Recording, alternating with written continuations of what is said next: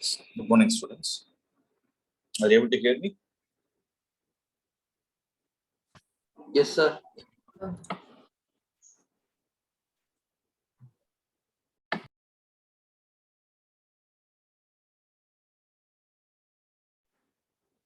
Okay.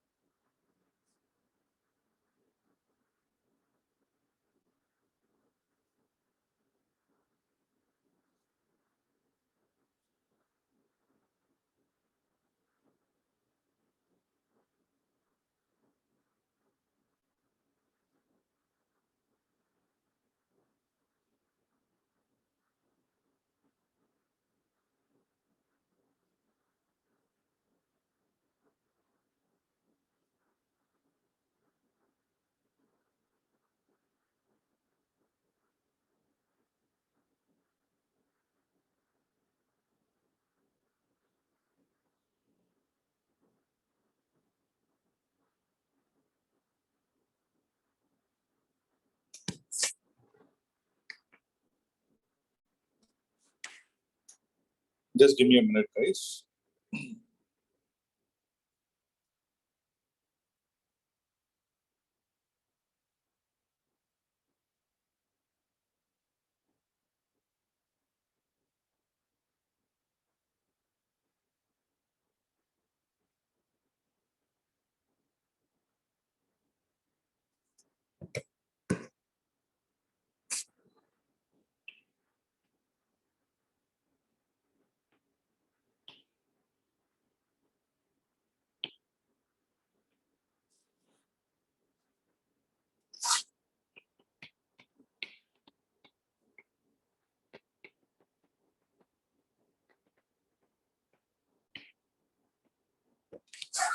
Okay.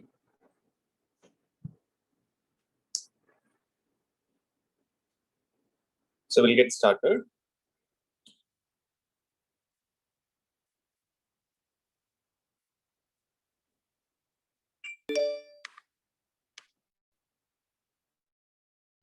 So is my screen visible?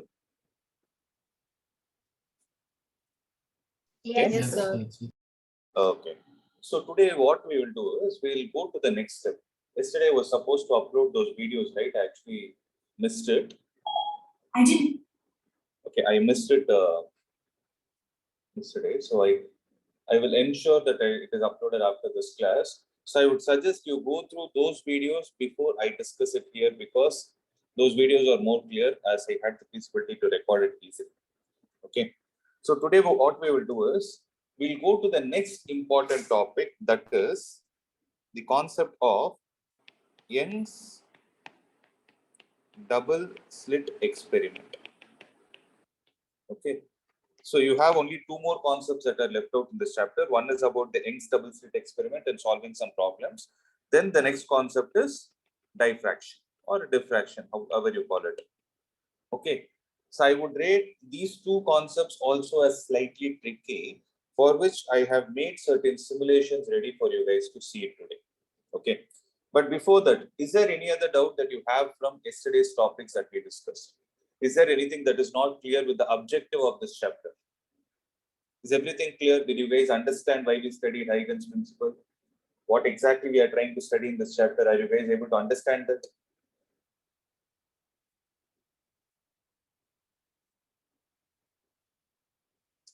Can you please give me a confirmation? Yes or no? Yes, sir. Yes, sir. Okay. So we are going to discuss about this Young's double slit experiment. Before that, we need to understand an important concept called as interference. Sometimes we call it as a principle of superposition of waves. Okay. So now we are going to start with these topics. So getting started, see.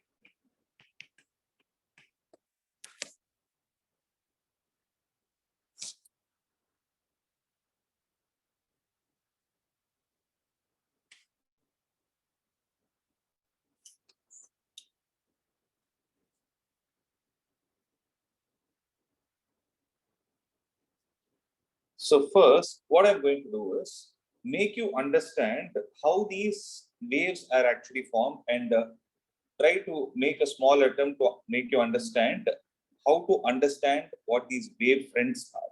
Okay. Suppose, let's say there's a tap from which there are drops of water which are falling into still water. Then what is going to happen? See. So when I drop it into the still water, you will be able to see these kind of ripples from the top view. But when you see it from the side view, right, you'll be able to understand a difference. When I put the same thing from the side view, see what exactly is happening. This is how the waves are actually formed, and these waves are actually traveling in this kind of a shape when you see it from the top view. Okay, this is what we call it as ripples in the case of water. Whereas imagine instead of water, had it been light, then light will also travel in this kind of a form from a point source, and these are what are called as spherical wavefronts in terms of light. So having said this, we need to understand what happens if two different sources are producing ripples of this sort. So it is something like this. So let's say this is one source.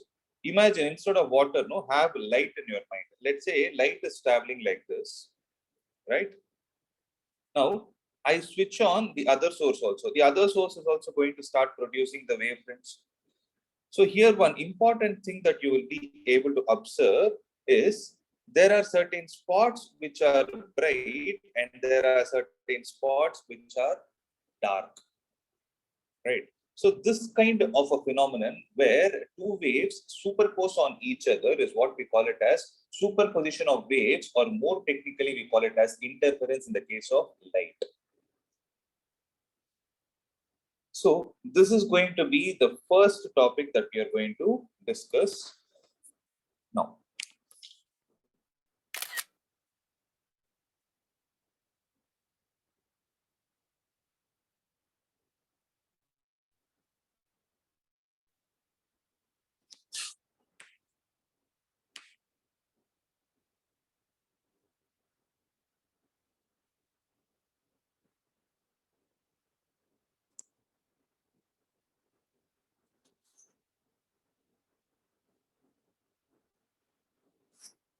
So now we will start with the topic of principle of superposition. So principle of superposition has a statement which I'm going to write it now. Please copy it.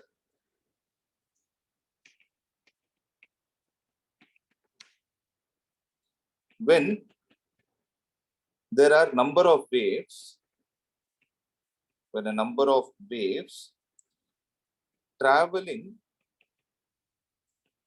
through a medium superpose on each other, then the resultant displacement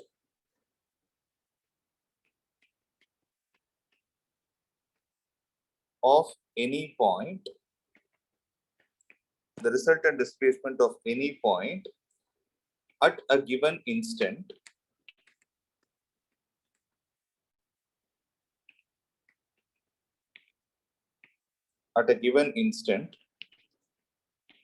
is equal to the sum of the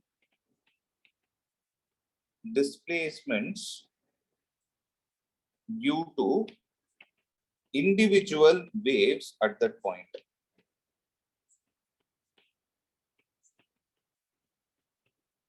So this is the book definition, right? I will definitely make it simple for you, don't worry. So they say that you have a number of waves, right? You have more than one wave that is traveling through a given medium.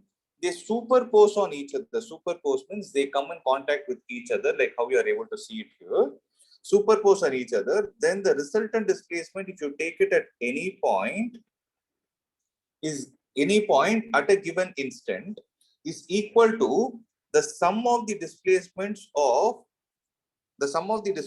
due to individual waves at that point. Means this wave will have a displacement associated with it. This wave will have a displacement associated with it. So if you take the sum of these two displacements individually and add them vectorially, if you do the vector sum of these two, then you will get the resultant displacement. You will get the resultant displacement taking place at this point, at that instant. Okay. So that is what the statement says. So y vector, I can write it as y1 vector plus y2 vector plus so on till yn vector, where y vector I call it as the resultant displacement and y1 vector is the displacement of first wave, y2 vector is the displacement of second wave. So it keeps on going like this. So yn will be the displacement of the nth wave. So having all these points in mind, I would like to explain another point. Listen to this carefully.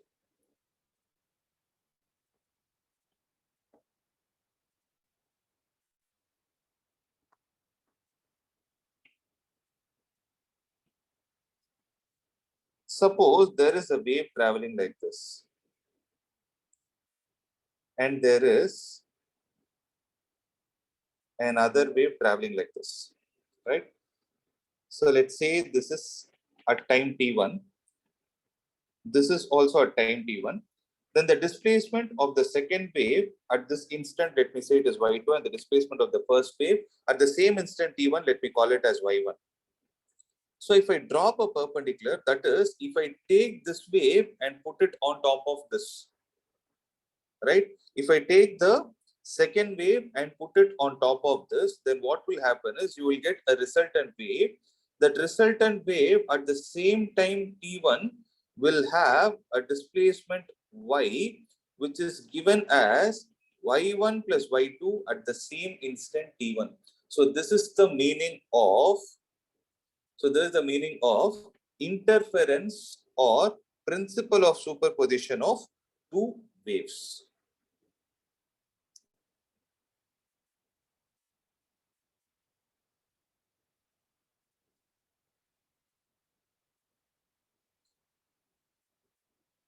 Now, the next important point that we need to discuss is why do we need it? What is the significance of it? So the significance of this interference is it will help us estimate where there is a bright spot and where there is a dark spot. So when I say dark spot, it is something like this.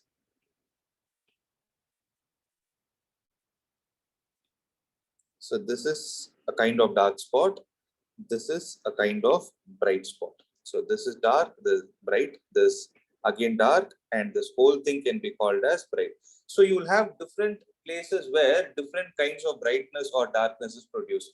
So this principle of superposition is a mathematical expression that will help us to understand where these things are getting formed. Is that clear, guys? Is there any doubt? No doubt, sir. No.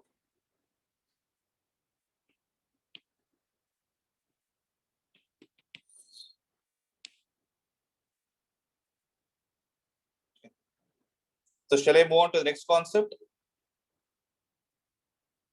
Yes, sir.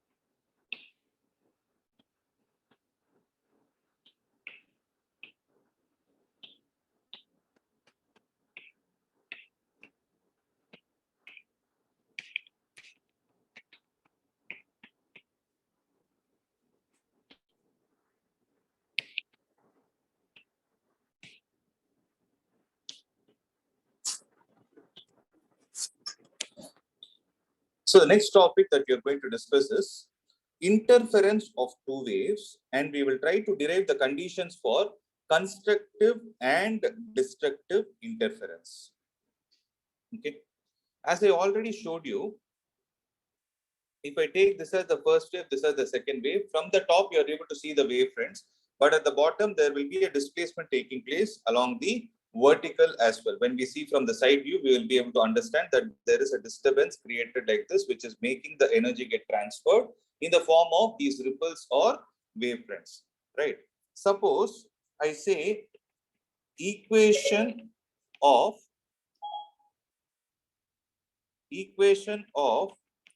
displacement of first wave is y is equal to a1 sine omega t. I'll call it as y1 is equal to a1 sine omega t. Similarly, I call equation of displacement of second wave is y2 is equal to a2 sine of omega t plus 5. Okay. If I say that these two are the waves that are going to get superposed, then the resultant of y1 and y2 will be something like this.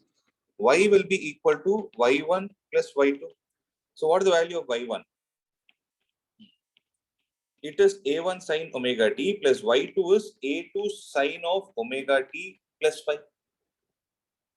So this I can write it as a1 sine omega t plus a2 into sine omega t cos phi plus cos omega t sine phi. Right. Now what I will do is I will take the terms having sine omega t and combine them together. So sine omega t into a1 plus a2 cos phi plus a2 sine phi into cos omega t. So let me call this as equation number 1. So what I've done is I've made this expression. I've just rearranged the terms of that expression and got the expression number 1. Now what I'm going to do is observe.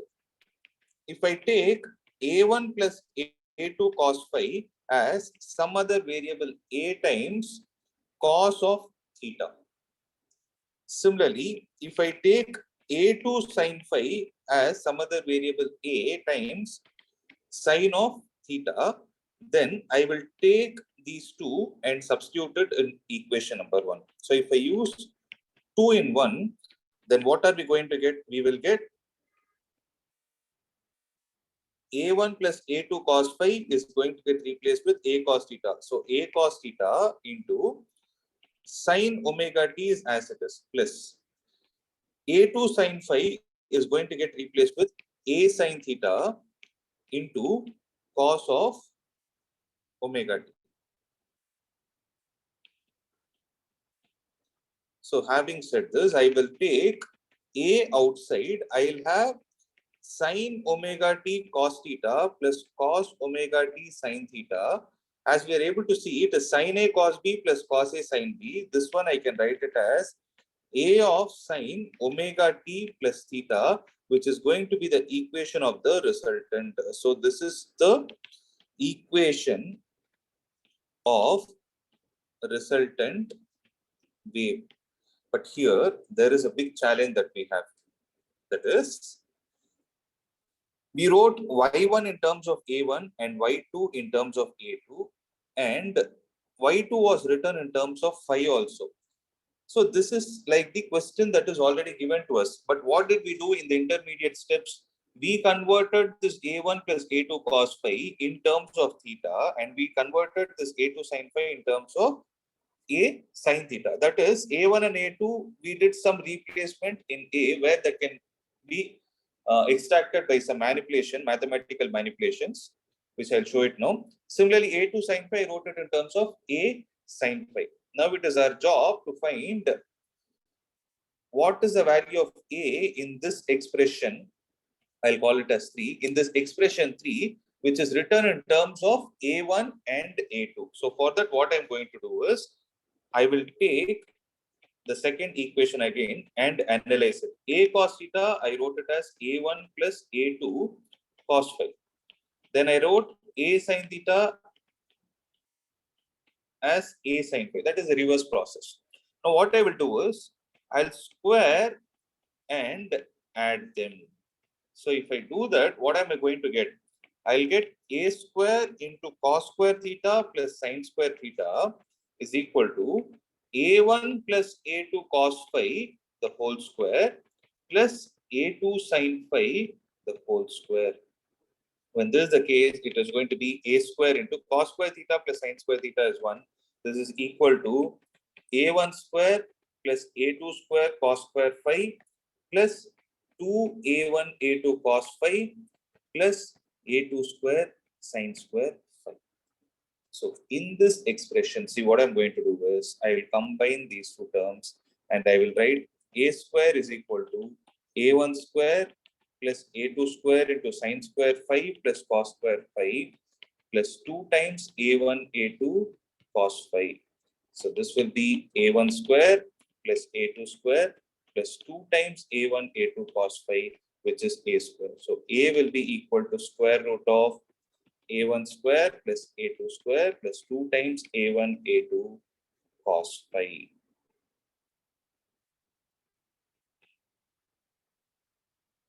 So this is going to be the final expression for the amplitude of resultant wave. For the amplitude of the resultant wave in terms of a1, a2, and phi. Okay, this is a very, very, very important expression that you need to remember, because problems can be framed based on this concept only. So after this, what we are going to do is, we know this. We know that intensity is directly proportional to amplitude square. This is a famous expression, or I can write it as intensity is equal to k times a square, where k is some constant. Okay. So what I can do is this a square, I can call it as the intensity of the resultant wave is equal to a1 square, I can call it as intensity of the first wave, a2 square, I can call it as the intensity of second wave, plus 2 times a1, I can call it as square root of intensity of the first wave, a2, I can call it as square root of intensity of the second wave into cos of phi. So I will be equal to I1 plus I2 plus 2 times root of I1, I2 times cos phi. This is another important expression that we need to remember. So what they will do is in problem, they can either ask you the amplitude by giving you all the values, or they can ask you the intensity. So you should have a clarity of how to do the interconversion between both. So once this is over, I told you in the beginning of the chapter that I told you in the beginning of this video that interference, we are going to see what is going to happen in terms of constructive and destructive interference. So what does this constructive interference mean? So constructive interference will happen at those points where there is a bright spot. So constructive interference means, as the name suggests, constructive means there is something productive in it, right? Constructive interference mainly speaks about the points where there is a bright spot that is formed. So at the bright spot that is formed, the intensity is going to be maximum, right? At bright spots, we can say intensity, or I can say amplitude is maximum. So if you observe, the parameters on which the intensity is dependent is the intensity of the first light, intensity of the second light, and it depends on the phase angle that is existing between the displacement of the first wave and the second wave. So mathematically, the intensity being maximum or minimum is decided by this factor cos phi. Hence, for bright spots, I can say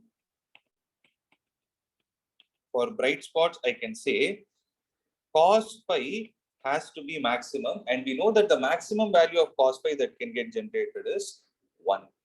So when cos phi is equal to 1, we can write phi is equal to 0, 2 pi, 4 pi, like this. So cos is going to give you a value of 1 only at 0, 2 pi, 4 pi. Similarly, I can add a plus or minus here. So from this, I'm able to understand that phi should be equal to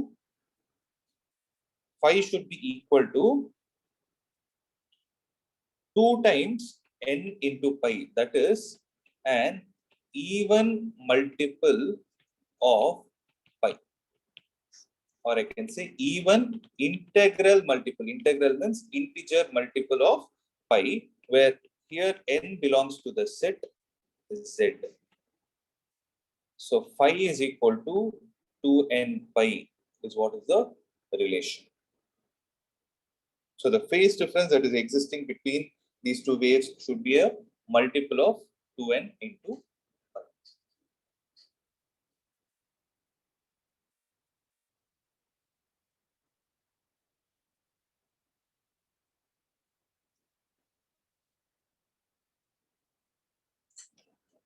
Now I'm going to write another term which I will explain. Okay, as of now, I will write it down. Please copy it. Similarly,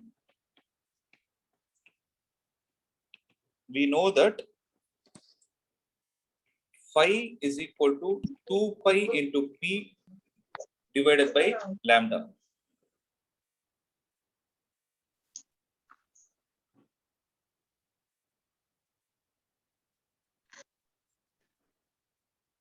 Where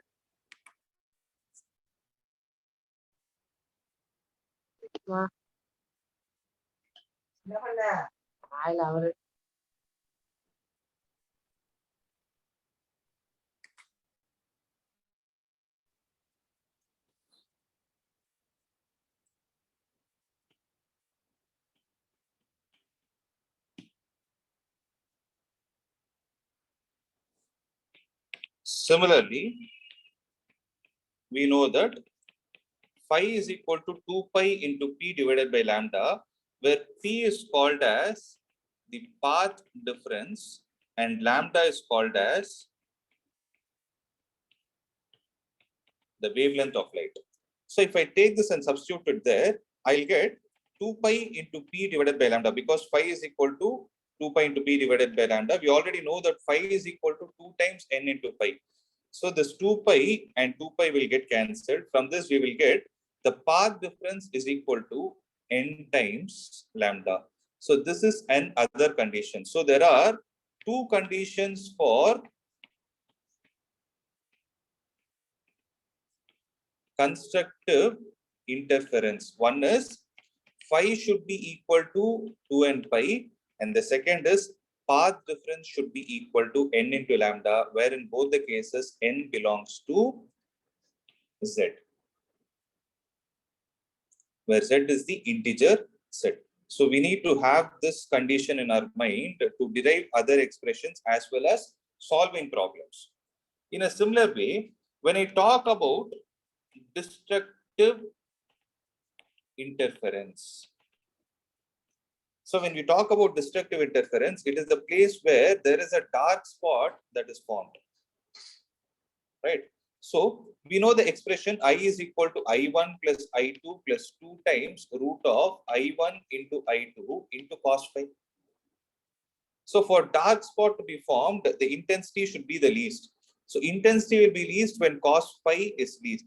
So cos phi is equal to, what is going to happen here is, it should be -1, which implies phi should be equal to pi, or I can say plus or minus pi, plus or minus 3 pi, plus or minus 5 pi. It keeps on going like this. So phi should be an odd multiple of pi. So when I say odd multiple of pi, it can either be 2n plus 1 times pi or 2n minus 1 times pi. So there is a reason I'm telling this, because some books use this, some books use this. But I'll tell you the technique of which one to be used at which point when we solve problems. So as of now, you can write both. So it is 2n plus 1 pi or 2n minus 1 into pi. Both represent odd multiples of pi. And this is the condition for destructive interference in terms of phase difference. Similarly, we know that phi is equal to 2 pi into p divided by lambda. So if I write this as 2n plus 1 into pi, or phi is equal to 2 pi into p divided by lambda, which I will write it in terms of 2n minus 1 into pi. In both the scenarios, let's see what is going to happen. Here pi and pi will get cancelled, which implies p is equal to 2n plus 1 into lambda divided by 2. So this is one of the conditions for path difference. And in the second case, if you see, pi and pi will get cancelled, which implies p is equal to 2n minus 1 into lambda divided by 2.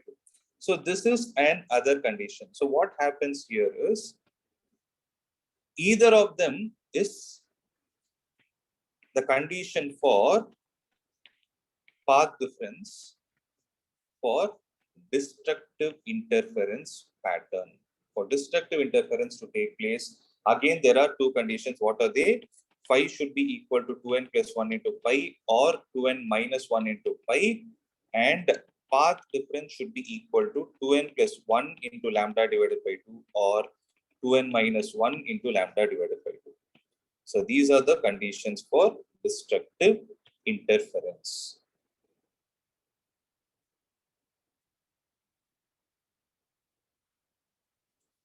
Is there any doubt, guys? No, sir. I'll show this. You can copy it. Okay. So I know there is a very lengthy concept. So I'll give you some time. You can copy it. In the meanwhile, just go through and ask if there is any doubt. The very, very, very important one, because this is the concept based on which we'll be solving all the problems.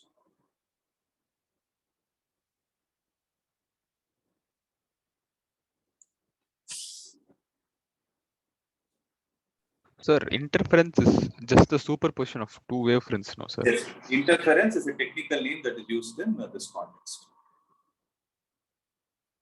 It's basically superposition. Interference is when two waves superpose. You're able to see this. No, I'm more concerned about this point. Are you able to understand what I'm trying to relate mathematically? Are you able to understand what I mean by dark spot and bright spot? This point is clear. You're able to see, right? This is dark. Dark in the sense the light is getting cut off. It is undergoing destructive interference.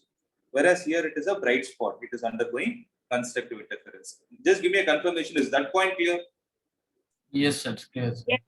Okay. So what I'm trying to say is, if you place a screen here, no, what will happen is, let's say you have a screen placed here. At that point, you can find something like this. So the dark spot is going and falling on the screen, right? So the spot will be completely dark. Similarly, you're able to see this bright spot.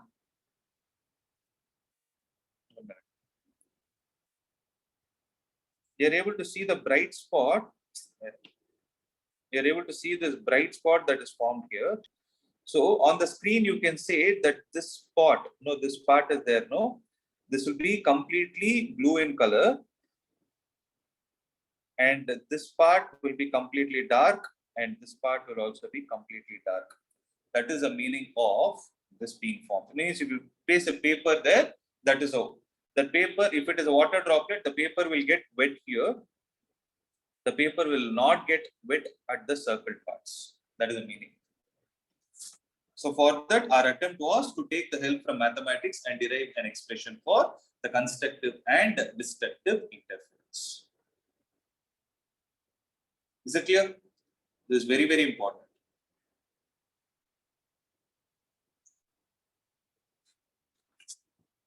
Any doubt in the mathematical concept that I use? Any doubt like why I use something, why I randomly use? Any questions of that sort in your mind?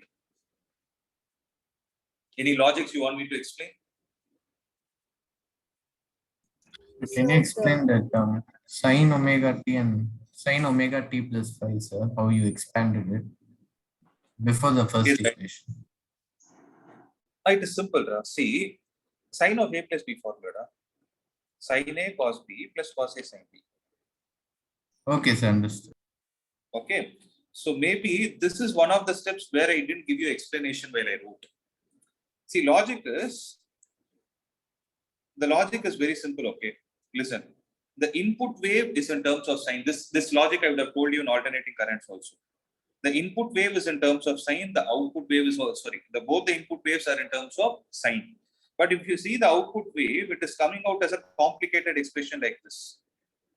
So I don't know what to do. So instead, what I thought is, this time is a more important parameter for me. So I wrote this a1 plus a2 cos phi in terms of some other variable a cos theta.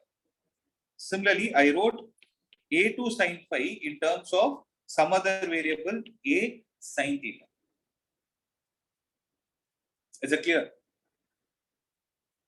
So when I do it like this, then my expression will get simplified like this: a cos theta, a sin theta. Now it has become a simple sin theta cos sin a cos b plus cos a sin b form, so that I could obtain my output expression also in terms of sin. That was the objective of me converting to things like this. But when I converted it like that, it is my duty to ensure that A is known in terms of the input parameters. Again, we took the help of mathematical equation, where I squared both the equation. We have an identity A, cos square theta plus sin square theta is 1. So I took the help of that identity to write an equation of this sort, from which we got the expression for the amplitude. Right, once we got the expression for amplitude, I am assuming that everybody knows that intensity is directly proportional to A square. This is a very famous expression in terms of waves. So intensity is directly proportional to A square, means I will be equal to K times A square. So I will be equal to, in the place of A square, I can write as I1. In the place of A2 square, I can write as I2. In the place of A1, A2, I can write as root I1 into root I2. Cos phi, I left it as it is. Then I took the conditions for constructive interference. See, this expression, what I wrote, right? This 2n pi, this is called as the general solution of a trigonometric function. Similarly, this is also called as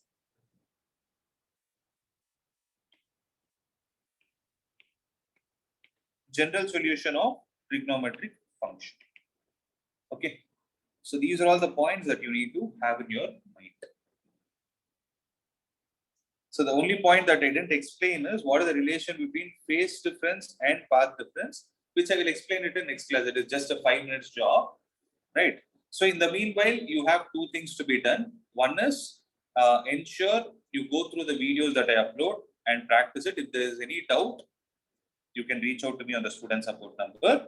Secondly, go through this derivation, practice it one more time before you come to the next class so that you can understand problems better.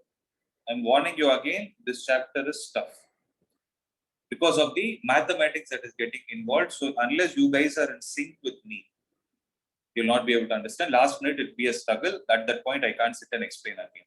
Okay, because I need to concentrate more on problem solving and help you with the exam pointer. Are you able to understand? Yes, sir. Right? So sit and work. So that's it from my side for today. I'll see you all on the next class. Can you scroll down? Sure.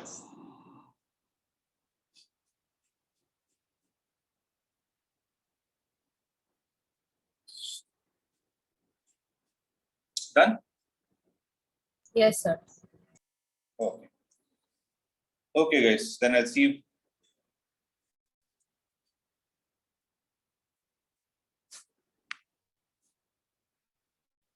Thank you, sir. Thank you. Yeah. Thank you.